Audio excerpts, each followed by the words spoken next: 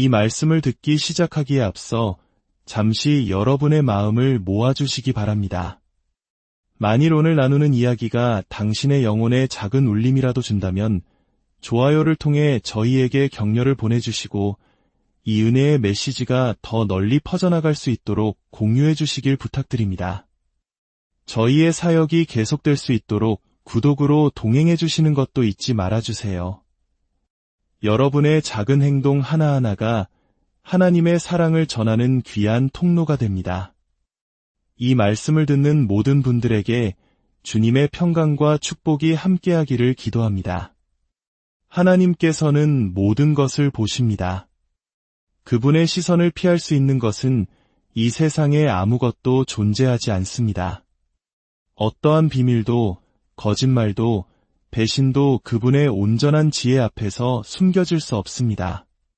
그분은 알파와 오메가, 즉 처음과 나중이시며 이 땅의 모든 것을 완벽한 지식으로 지켜보시는 분입니다.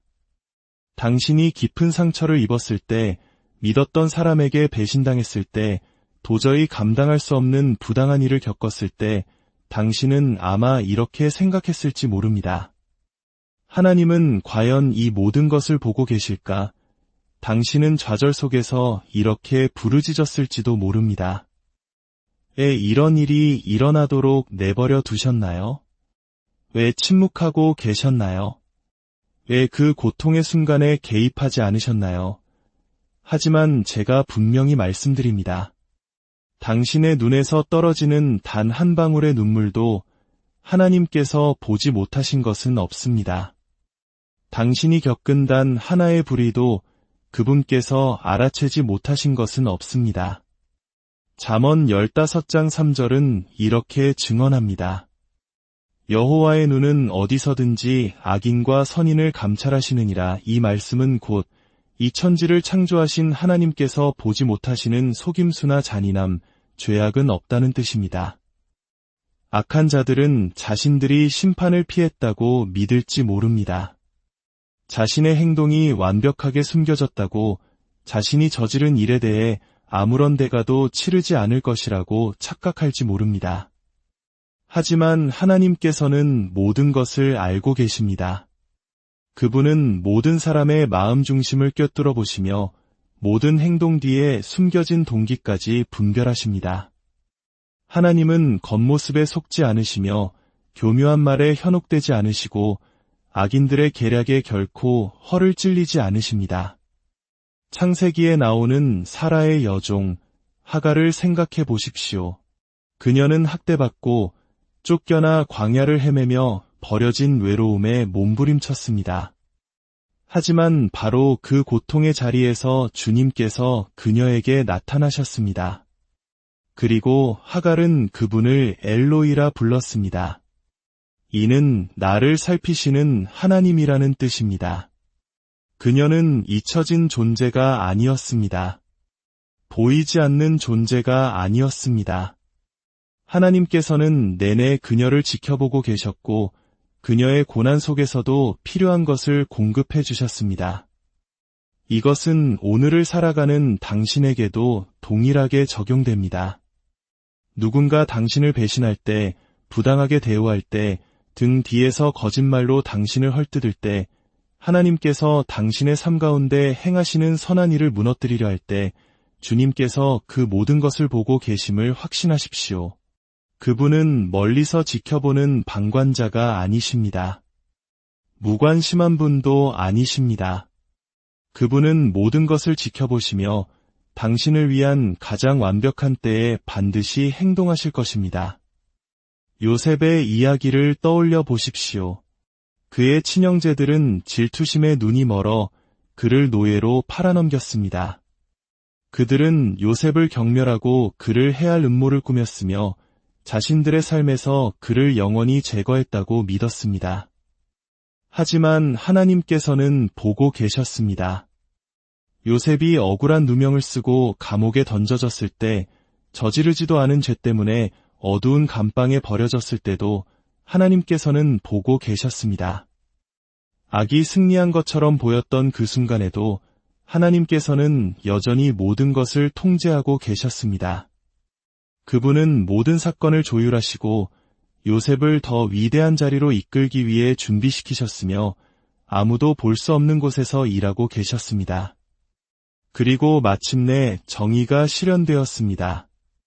요셉은 감옥에서 풀려났을 뿐만 아니라 영광스러운 지위에 오르게 되었습니다.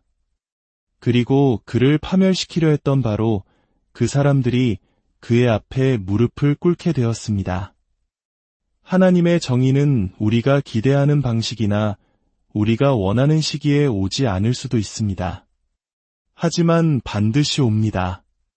누구도 그분의 심판을 피할 수 없으며 누구도 그분의 지혜를 앞지를 수 없습니다. 교만한 자는 낮아질 것이며 악인은 자기 행동의 결과를 마주하게 될 것입니다. 그리고 의인은 마침내 옳았음이 증명될 것입니다.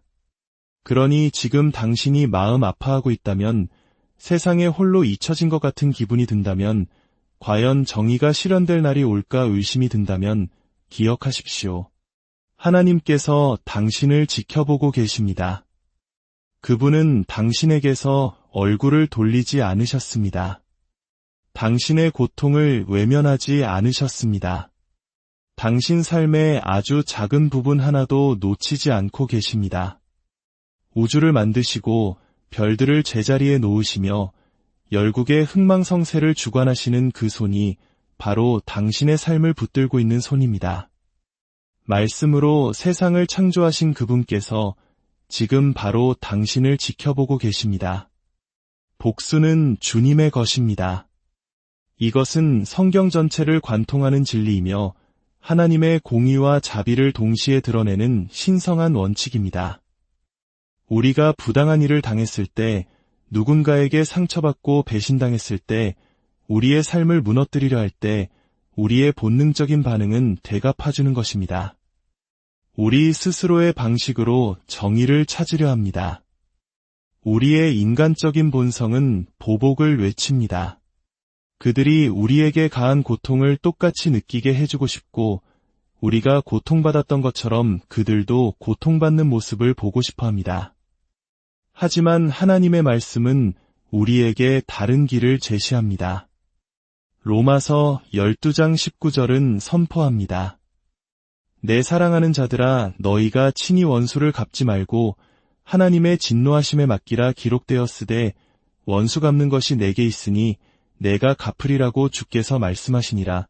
복수가 우리 인간이 아닌 하나님께 속한 데에는 분명한 이유가 있습니다. 인간의 정의는 흠이 많습니다. 우리의 감정은 판단을 흐리게 하고 우리는 사건의 극히 일부만을 볼 뿐입니다. 우리의 분노, 고통, 불의함에 대한 감각은 우리를 하나님의 뜻과 어긋나는 행동으로 이끌 수 있습니다. 하지만 하나님께서는 모든 것을 보십니다. 그분은 모든 세부사항, 모든 숨겨진 동기, 아직 드러나지 않은 모든 비밀을 아십니다. 그분은 편견 없이, 오류 없이 완벽한 의로움으로 심판하십니다. 그분의 정의는 감정에 의해 움직이는 것이 아니라 절대적인 진리에 의해 움직입니다. 다윗과 사울 왕의 이야기를 보십시오. 사울은 질투심에 사로잡힌 왕이었고 아무런 이유 없이 다윗을 끈질기게 추격하며 죽이려 했습니다.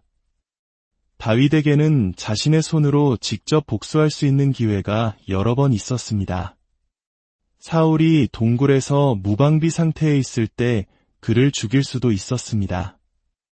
그의 부하들은 심지어 지금이 바로 정의를 실현할 순간이라며 그를 부추겼습니다.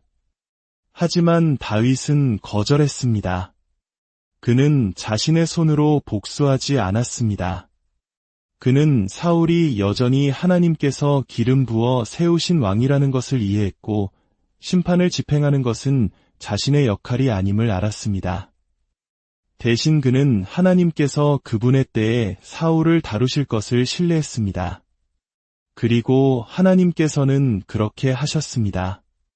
사울의 삶은 불명예스럽게 끝났고 다윗은 자신의 손이 아닌 하나님의 신성한 계획에 의해 왕좌에 올랐습니다. 복수는 인간의 손에 쥐어졌을 때 위험합니다. 그것은 마음을 부패시키고 영혼의 독을 퍼뜨리며 파괴의 악순환으로 이어집니다. 우리가 복수할 때 우리는 단지 우리의 원수와 싸우는 것이 아니라 하나님의 권위에 맞서는 것입니다. 우리는 그분의 정의를 신뢰하지 못하며 그분께서 행동하지 않으실까 두려워 스스로 문제를 해결해야 한다고 말하는 것과 같습니다. 하지만 하나님의 정의는 결코 늦지 않습니다. 결코 약하지 않으며 불확실하지도 않습니다. 그분은 자신의 자녀에게 잘못한 자들을 어떻게 그리고 언제 다루어야 할지 정확히 알고 계십니다. 우리가 복수심을 붙들고 있을 때 우리는 쓰라림, 분노, 증오라는 쇠사슬에 묵이게 됩니다. 복수를 통해 평화를 찾을 수 있을 것이라 생각하지만 진실은 그 반대입니다. 복수를 좇을수록 우리는 그 복수심에 잠식당할 뿐입니다. 하지만 우리가 그것을 하나님께 내어 맡길 때, 정의를 그분의 손에 맡길 때 우리는 그 짐에서 자유로워집니다. 그분께서 모든 잘못을 그분의 완벽한 때에 다루실 것을 알기에 우리는 믿음 안에서 앞으로 나아갈 수 있습니다. 악인들은 하나님의 심판을 피하지 못합니다. 그들은 조롱받지 않으시며 그분의 말씀은 반드시 이루어집니다. 교만한 자는 낮아지고 압제자는 심판을 받을 것이며 거짓말쟁이와 배신자, 모든 악인은 전능하신 그분 앞에 서게 될 것입니다. 그분께서 갚으실 것이며 그분의 심판은 완전할 것입니다. 하나님께서는 당신에게 용서하라고 부르십니다. 이것은 제안이 아니며 기분이 내킬 때 고려해 볼 선택사항도 아닙니다. 이것은 명령입니다. 마태복음 6장 14대 15절에서 예수님께서는 말씀하셨습니다. 너희가 사람의 잘못을 용서하면 너희 하늘 아버지께서도 너희 잘못을 용서하시려니와 너희가 사람의 잘못을 용서하지 아니하면 너희 아버지께서도 너희 잘못을 용서하지 아니하시리라. 이 말씀은 가볍게 던져진 것이 아닙니다. 용서는 당신에게 상처 준 사람에 관한 것만이 아니라 당신 자신의 영혼에 관한 것이며 하나님과의 관계에 관한 것입니다. 용서하지 않는 마음을 품는 것은 심장에 무거운 쇠사슬을 두른 채 살아가는 것과 같습니다. 정작 상대방은 아무런 영향 없이 살아가는데 그 짐은 오직 당신만을 짓누를 뿐입니다. 예수님께서는 십자가에 달리셨을 때 진정한 용서가 무엇인지 친히 보여주셨습니다. 그분은 자신이 구원하러 온 바로 그 사람들에게 맞고 모욕당하고 나무에 못 박히셨습니다. 그분은 천사군단을 불러 그들을 멸하실 수도 있었고 즉각적인 정의를 요구하실 수도 있었습니다. 그러나 대신 그분은 하늘을 우러러보며 이렇게 말씀하셨습니다. 아버지, 저들을 사하여 주옵소서. 자기들이 하는 것을 알지 못함이니이다. 이러한 용서는 인간의 힘을 넘어선 것입니다. 그것은 신적인 것이며 바로 우리가 다른 사람에게 베풀도록 부름받은 용서입니다. 많은 사람들이 누군가를 용서하는 것이 그들의 행동을 정당화해주거나 없던 일로 하거나 고통이 없었던 척하는 것이라고 오해합니다. 하지만 진정한 용서는 그런 것이 아닙니다. 용서는 그들의 행동이 옳았다는 것을 의미하지 않습니다. 다시 그들을 신뢰해야 한다는 뜻도 아니며 그들을 당신의 삶에 다시 들여놓아야 한다는 뜻도 아닙니다. 용서는 그들을 위한 것이 아니라 바로 당신과 하나님을 위한 것입니다. 그것은 사탄이 당신을 계속해서 속박 속에 가두어 두는 것을 거부하는 것입니다. 원수는 당신이 용서하지 않는 마음을 붙들고 있기를 원합니다. 왜냐하면 그것이 당신의 마음에 어떤 영향을 미치는지 잘 알기 때문입니다. 용서하지 못하는 마음은 쓴뿌리가 되어 당신의 영혼을 병들게 하고 당신의 마음을 굳게 하며 하나님께서 주시고자 하는 평강을 받지 못하도록 당신의 눈을 가립니다. 하나님께서는 이미 당신이 용서하지 않으면 당신도 용서받지 못할 것이라고 말씀하셨기 때문에 이것은 당신과 하나님 사이의 거리를 만듭니다. 하지만 하나님께서는 당신을 더 위대한 것, 바로 자유로 부르셨습니다. 요셉을 보십시오. 그는 형제들에게 배신당하고 노예로 팔려 죽을 고비를 넘겼습니다. 그에게는 그들을 미워하고 복수할 모든 이유가 있었습니다. 그러나 권력의 자리에 올랐을 때 그는 무엇을 했습니까? 그는 그들을 용서했습니다. 그는 자신의 고통 속에서 하나님의 손길을 보기로 선택했습니다. 창세기 신장 20절에서 그는 형제들에게 이렇게 말했습니다. 당신들은 나를 해하려 하였으나 하나님은 그것을 선으로 바꾸사 이것이 바로 자신의 고통을 하나님께 드린 사람, 쓴 뿌리가 자리 잡는 것을 거부하는 사람의 관점입니다. 용서는 약함이 아니라 강함입니다. 용서는 당신의 손으로 직접 정의를 실현하려는 권리를 포기하는 것입니다. 하나님께서 당신에게 행해진 일을 보셨으며 그분의 완벽한 방법으로 그것을 다루실 것을 신뢰하는 것입니다. 하나님께서는 고통을 당신의 성장을 위해 사용하십니다. 이 진리는 특히 고통의 한가운데 있을 때 받아들이기 어려울 수 있습니다. 우리는 본능적으로 고통을 피하려 하고 그것에서 벗어나게 해달라고 기도합니다. 하지만 하나님께서는 목적 없는 고통을 결코 허락하지 않으십니다. 모든 눈물, 모든 고난, 모든 시련은 당신을 그분께서 부르신 사람으로 빚어가는 과정입니다. 그분의 손에서는 아무것도 낭비되지 않습니다. 성경은 고통과 고난을 견뎌낸 사람들의 이야기로 가득합니다. 이는 하나님께서 그들을 버리셨기 때문이 아니라 더 위대한 일을 위해 그들을 준비시키고 계셨기 때문입니다. 욥을 보십시오. 그는 하나님 앞에서 흠없는 정직한 사람이었지만 가족, 재산, 건강 등 모든 것을 잃었습니다. 그의 고통이 너무나 커서 친구들조차 그가 무슨 잘못을 저지른 것이 아닌지 의심했습니다. 하지만 하나님은 그를 버리지 않으셨습니다. 욥의 고통은 믿음의 시험이었고 그를 정금같이 단련시키는 연단의 불이었습니다. 그리고 마침내 하나님께서는 그가 잃었던 모든 것을 갑절로 회복시켜 주셨습니다. 고통은 우리가 모든 것을 통제할 수 있다는 환상을 벗겨냅니다.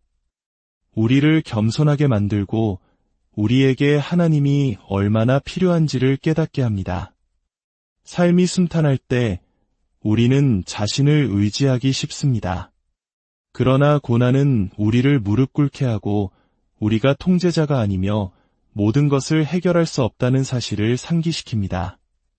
그리고 바로 그 항복의 자리에서 우리의 믿음은 깊어집니다. 사도 바울은 고린도후서 12장 9절에서 이렇게 기록했습니다. 나에게 이르시기를 내 은혜가 내게 족하도다 이는 내 능력이 약한 데서 온전하여짐이라 하신지라. 바울에게는 육체의 가시가 있었습니다. 그는 그것을 제거해달라고 하나님께 간절히 간구했지만 하나님께서는 그것을 제거하지 않으셨습니다. 대신 그분의 은혜가 충분하다는 것을 보여주기 위해 그것을 사용하셨습니다. 때로는 우리가 하나님께 없애달라고 기도하는 바로 그 고통이 우리 삶에 그분의 능력을 나타내시기 위해 사용하시는 도구가 되기도 합니다. 고통 속에서 배우는 것들이 있습니다. 편안함 속에서는 결코 배울 수 없는 것들입니다. 인생의 가장 깊은 골짜기에서 오직 하나님 외에는 아무것도 남지 않았을 때 발견할 수 있는 하나님과의 깊은 관계가 있습니다. 우리의 상처는 우리의 간증이 됩니다. 원수가 우리를 파괴하기 위해 의도했던 바로 그것이 다른 사람들을 돕도록 우리를 준비시키는 도구가 됩니다. 부서지는 것처럼 느껴지는 것은 종종 새롭게 만들어지는 과정입니다.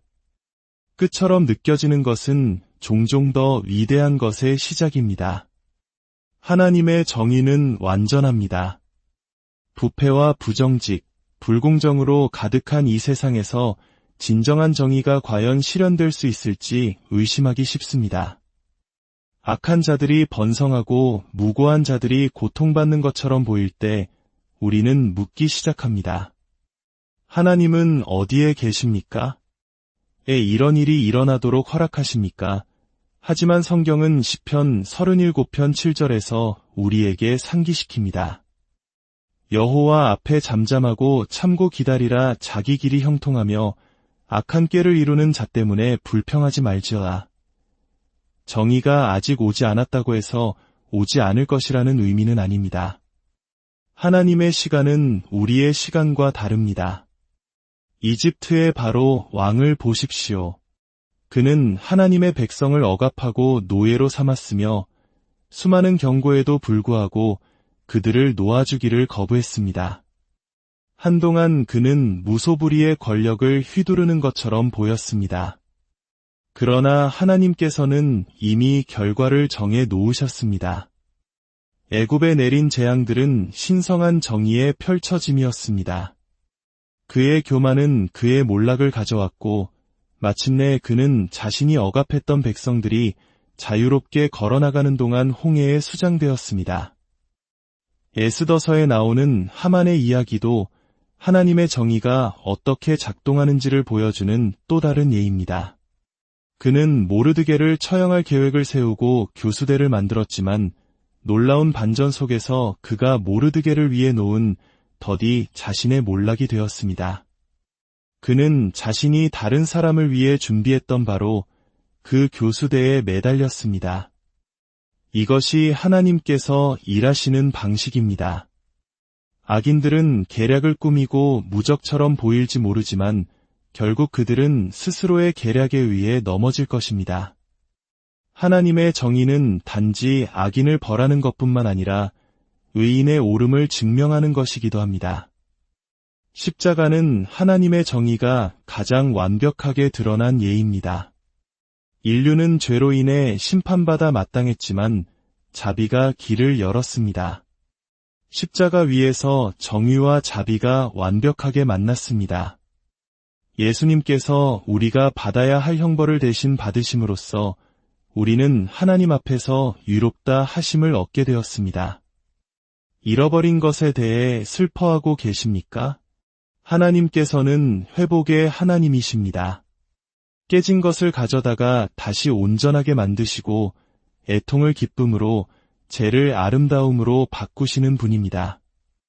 욥기 42장 10절은 말합니다. 욥이 그의 친구들을 위하여 기도할 때 여호와께서 욥의 곤경을 돌이키시고 여호와께서 욥에게 이전 모든 소유보다 갑절이나 주신지라. 하나님께서는 잃어버린 것을 돌려주시는 것뿐만 아니라 훨씬 더 많은 것을 주셨습니다. 이것이 바로 신성한 회복의 본질입니다. 그것은 이전보다 더 나은 것을 만드시는 것입니다. 하나님의 회복은 항상 즉각적이지도 않고 우리가 기대하는 방식으로 오지도 않습니다. 때로는 하나님께서 잃어버린 것과 다른 더 위대한 것을 주시기도 합니다. 요엘서 2장 25절은 말합니다. 내가 전에 너희에게 보낸 큰 군대 곧 메뚜기와 느치와 황충과 팥중이가 먹은 횟수대로 너희에게 갚아주리니. 하나님께서는 단지 물질적인 것만 회복하시는 것이 아니라 시간도 회복하십니다.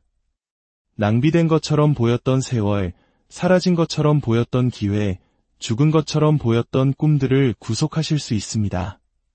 사랑하는 성도 여러분, 당신의 원수는 하나님의 손에 있습니다. 당신을 대적하여 일어서는 자들, 당신의 삶에 해를 끼치려 음모를 꾸미는 자들, 그들과 맞서 싸워야 한다는 부담감을 가질 필요가 없습니다. 하나님께서 당신의 보호자이십니다. 홍해를 가르시고 사자들의 입을 막으시고 당신의 백성을 위해 군대를 무너뜨리셨던 바로 그 하나님께서 오늘 당신을 위해 싸우십니다. 모든 시련과 배신, 고통의 순간을 통해 하나님께서는 여전히 주권을 갖고 계십니다. 그분은 불의를 보시고 고통을 아시며 결코 당신의 싸움에서 멀리 계시지 않습니다. 그 어떤 상처도 그분이 치유하시기에 너무 깊지 않으며 그 어떤 잘못도 그분이 바로잡으시기에 너무 크지 않습니다. 당신을 해치려던 것은 선으로 바꾸실 수 있고 도둑 맞은 것은 회복시키실 수 있으며 부서진 것은 구속하실 수 있습니다. 당신이 마주한 전투는 혼자 싸워야 할 것이 아닙니다. 복수와 쓰라림, 분노의 무게는 당신이 짊어져야 할 것이 아닙니다. 그분께서 당신의 원수를 다루실 것입니다. 고통과 상실의 계절은 목적이 없는 것이 아닙니다. 그분은 당신을 빚으시고 강하게 하시며 더 위대한 곳으로 인도하고 계십니다. 그분의 정의를 신뢰하십시오. 그분의 회복을 신뢰하십시오. 모든 고난을 당신의 성장을 위해 사용하시는 그분의 능력을 신뢰하십시오. 비록 당신의 눈에 보이지 않을 때에도, 고통이 견딜 수 없는 것처럼 보일 때에도, 기다림이 너무 길게 느껴질 때에도 하나님께서는 일하고 계십니다. 그분의 손은 결코 쉬지 않으시며 그분의 정의는 결코 지체되지 않으며 그분의 사랑은 결코 실패하지 않습니다. 그리고 마침내 그분께서 모든 것을 바로 세우실 것입니다. 주님의 이름으로 여러분 모두를 축복합니다.